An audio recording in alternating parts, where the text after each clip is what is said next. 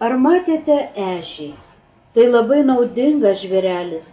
Jo nugara ir šonai apaugę aštriais spygliais. Toks kailis gina jį nuo pavojų. Ežiai sveria nuo 210 gramų iki 1,20 kg. Kūno ilgis nuo 230 mm iki 280 mm. Ežiai turi 36 dantis. Daugiau nei pusė ežių gyvena trobesiuose, daržinėse, soduose, daržuose, pakrūmėse. Ežiai turi vasarinius ir žieminius guolius, kurių viršus ir apačia iš lapų. Jie sėslūs.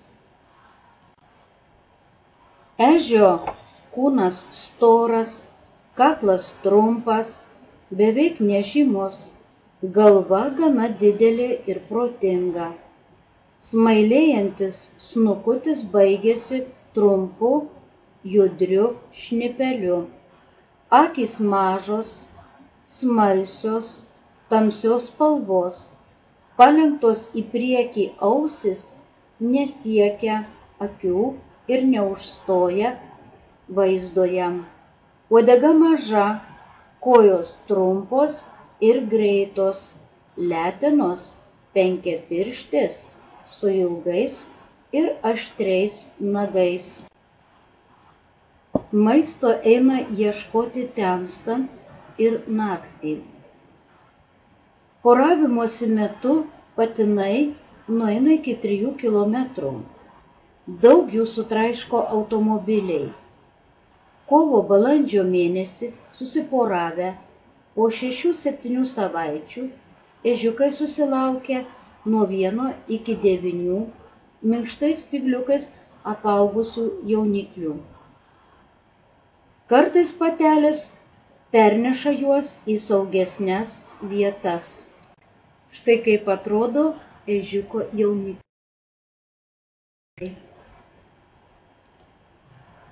Ežiuko jaunikliai.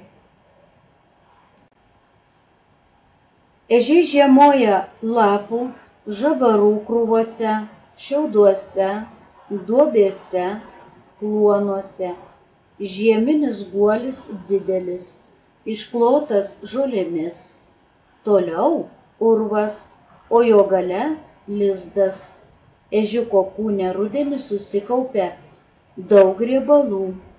Spalio, lapkričio mėnesį užmigę ežiai snaudžia nepapūsdami iki kovo mėnesio. Miegančių žvėrelių temperatūra sumažėja iki 5-6 laipsnių.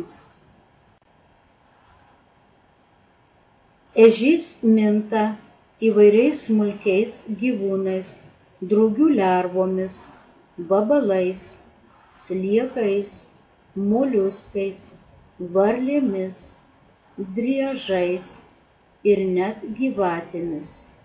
Nelaisvėje ežys dažnai girdomas pienu ir jį geria, bet nustatyta, kad šis maisto produktas jam netinkamas ir kenksmingas. Gyvendamas laisvėje, šis gyvūnas karvės pieno negauna, todėl organizmas prie jo neprisitaikęs.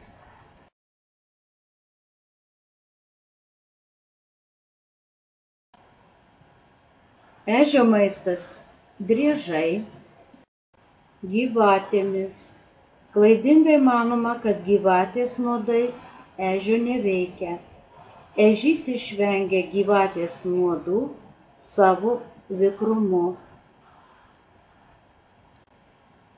Varlės, žalčiai,